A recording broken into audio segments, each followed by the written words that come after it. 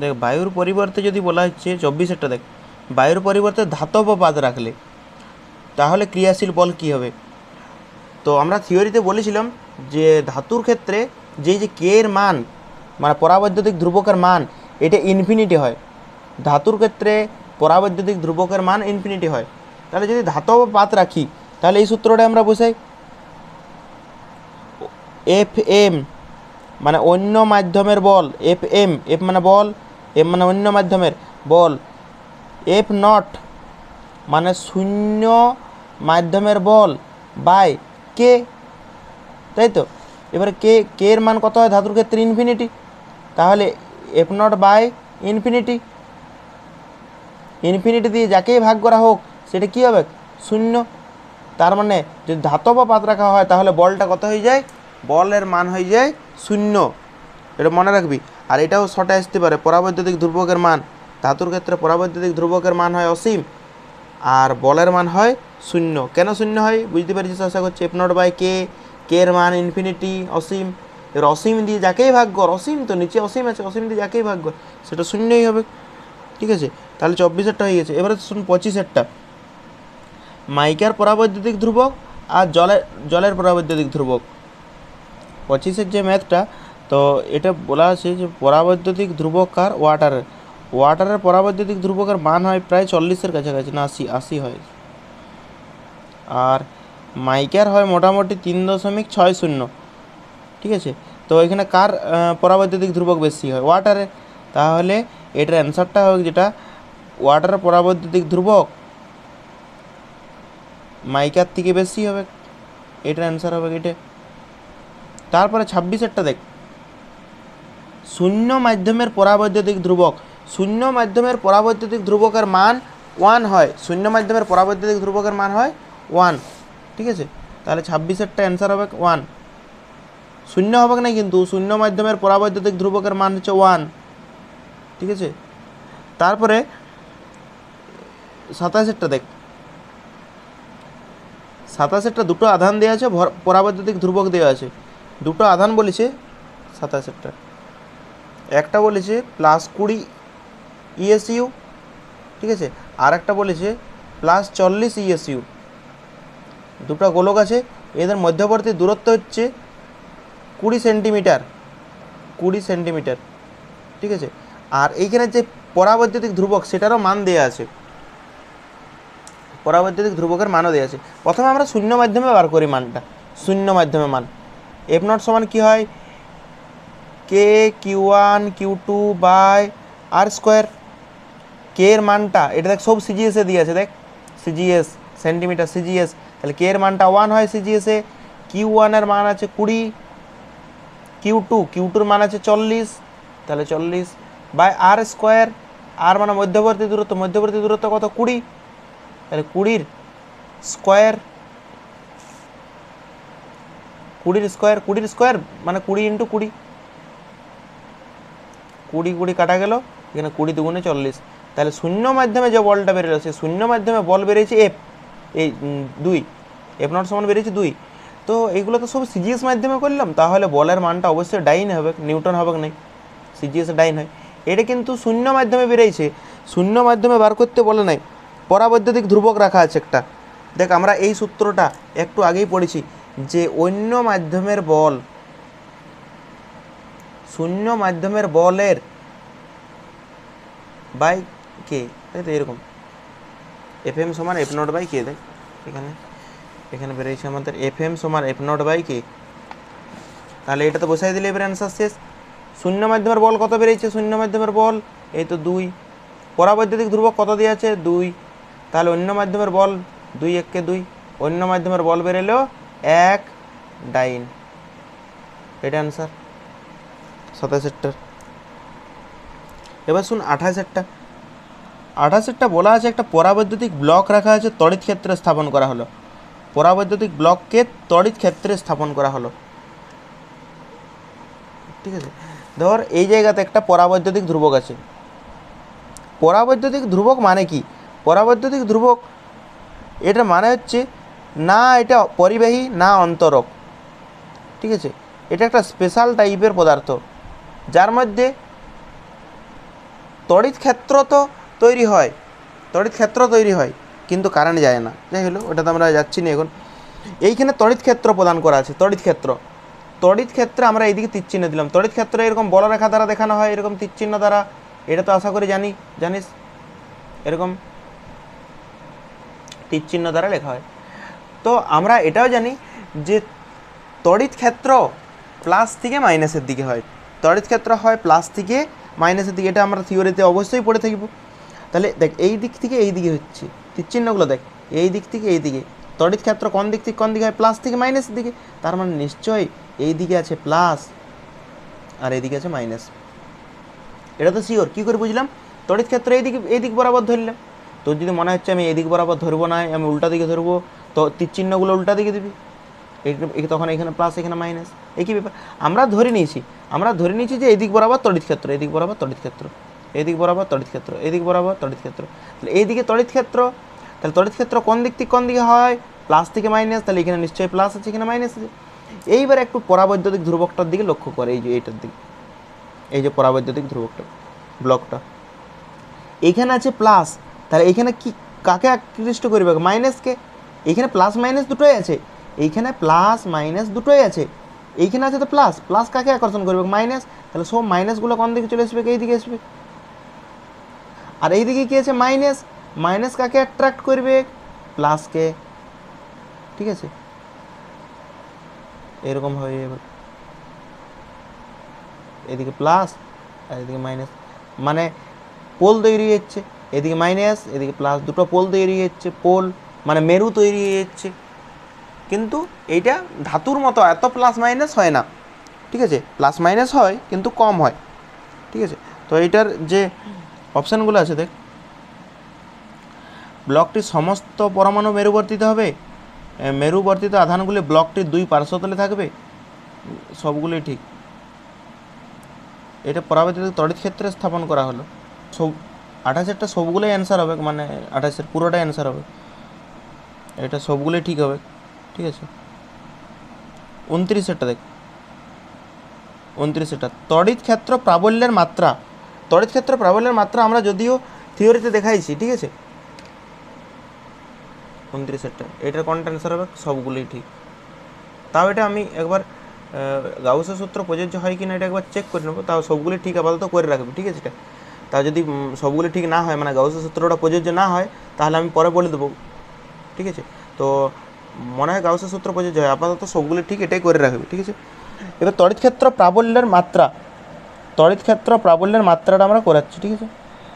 দেখ, এটা থিওরিতে করাইছি যদিও, আমরা এটা জানি তড়িৎ ক্ষেত্রে যদি কোনো একটা বস্তুকে রাখা হয়, তড়িৎ ক্ষেত্রকে কী দ্বারা লেখা? ই দ্বারা। যদি কোনো আধানকে রাখা হয়, সেই আধানটা একটা বল অনুভব করে, আর সেই বলটা তড়িৎ বল এফ। এই তড়িৎ বলের মান হয় এফ সমান সেই আধানটা ইন্টু তড়িৎ ক্ষেত্র।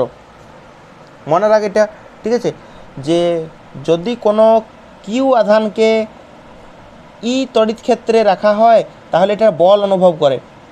যে কোনো আধান তড়িৎ ক্ষেত্রে রাখলে একটা বল অনুভব করে, সেই বলটা হয় কিউই। তাহলে এখান থেকে ই সমান কী হবে বল? এখানে এফ আছে, কিউটা এইদিকে আসবে, তাহলে এফ বাই কিউ সমান ই, মানে ই সমান এফ বাই কিউ। এবার দেখ, উপরে আছে এফ, তাহলে এফের মাত্রা কি হয়? এফের মাত্রা আশা করছি তোরা জানিস সবাই, M L T to the পাওয়ার -2, এটা হচ্ছে বলের মাত্রা, বাই কিউ আধানের মাত্রাও আমরা অনেকবার করেছি, আধানের মাত্রা হয় আইটি, ঠিক আছে। এবার আইটিটা যদি উপরে যায়, আইয়ের মাথায় +1 আছে, আইটা যদি উপরে যায় তাহলে -1 হবে। টি এর মাথায় কী আছে? নিচে টি এর মাথায় কী আছে? +1, উপরে গেলে -1। তাহলে দেখ এম এল, এটা তো ছিল এম এল, যেমন ছিল এমনিই রেখলাম আমরা। এবার দেখ, এখানে টি এর মাথায় আগের থেকে -2 আছেই, আবার এইখানে আছে কত? +1। +1টা যদি উপরে যায় -1, আর আগের থেকে -2 ছিলই, তাহলে টি এর মাথায় কত হয়ে যাবে? -3 হয়ে যাবে। আর এই যে আইটা যদি উপরে যায়, তাহলে আইয়ের মাথায় কত হবে? -1। এইটা হচ্ছে তড়িৎ ক্ষেত্র প্রাবল্যের মাত্রা, এইটা পুরোটাই এইটা এম এল T⁻³ I⁻1। ঠিক আছে। আর যদি মনে হচ্ছে কিউ সমান আইটি কীভাবে পারলাম, ঠিক আছে, তো এখানে বলে দিচ্ছি আমরা যদি থিওরিতে পড়াইছি, আধান সমান কি হয়, বা এটা তো জানিস, প্রবাহ মাত্রা সমান আধান বাই সময়। তাহলে আধান সমান কী হবে বল, কোনাকুনি গুণ, প্রবাহ মাত্রার নিচে কিছু নেই, মানে আধান সমান বেরোবে প্রবাহ মাত্রা ইন্টু সময়। প্রবাহ মাত্রাকে আই দ্বারা লেখা হয়, সময়কে টি দ্বারা লেখা হয়, আর আধানকে কিউ দ্বারা। তাহলে কিউ সমান কী বেরোলো, কিউ সমান আইটি, সেই জন্য এইখানে কিউর জায়গায় বসাইছে আইটি। আর বলের মাত্রা এইটা হয়, এটা 11-এ পড়েছিস, 9-এ পড়েছিস, ঠিক আছে, সব জায়গাতেই পড়েছিস। বলের মাত্রা যদি না জানিস তাহলে তাও মুখস্থ করে দেবি। এটা বলের মাত্রা, এই তড়িৎ ক্ষেত্রটা মুখস্থ করতে যাস না, বলের মাত্রাটা মুখস্থ করবি আর কিউর মাত্রা মুখস্থ করবি, তাহলে এটা বেরিয়ে যাবে। তড়িৎ ক্ষেত্র প্রাবল্য 30-এরটা।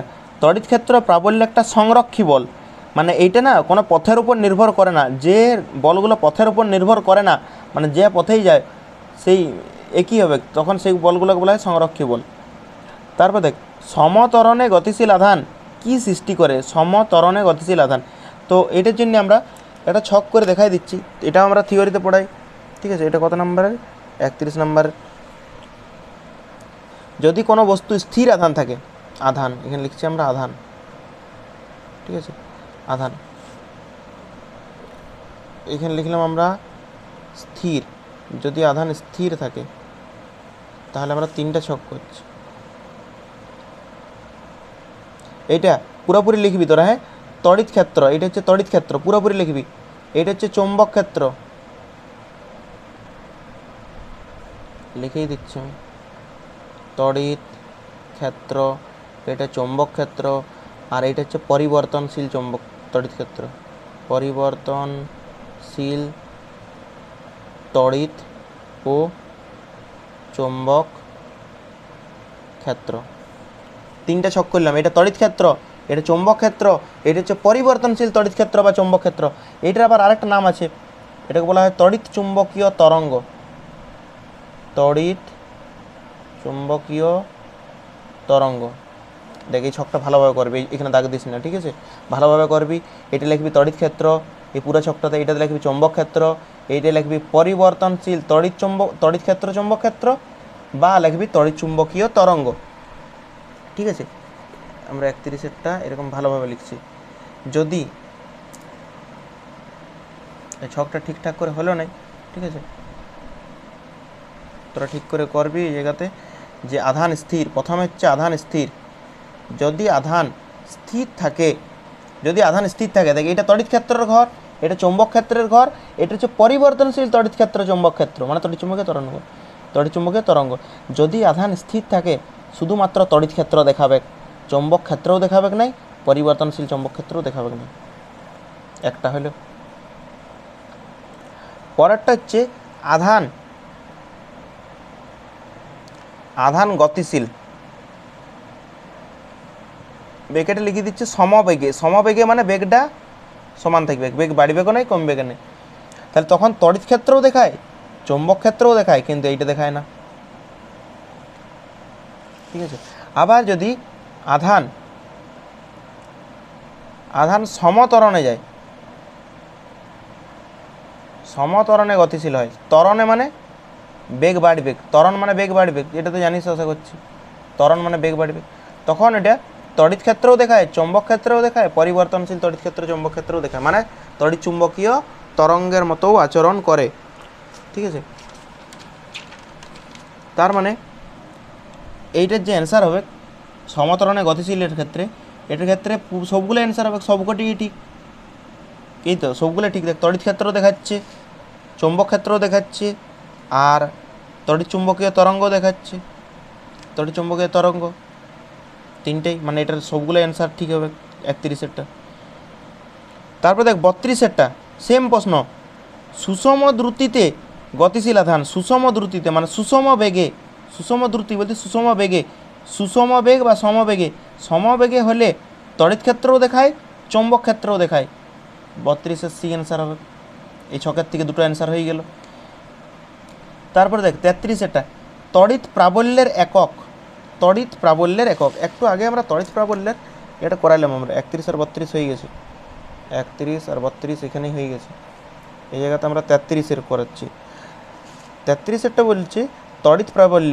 দেখ আমরা একটু আগে বললাম যে বল হয় এফ সমান হয় কিউই, তড়িৎ বলের মান হয় এফ সমান কিউই।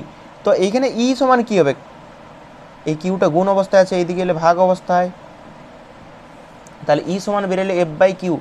ই সমান বেরিয়েছে এফ বাই কিউ, তার মানে এফ বাই কিউ সমান ই, মানেই তো ই সমান এফ বাই কিউ।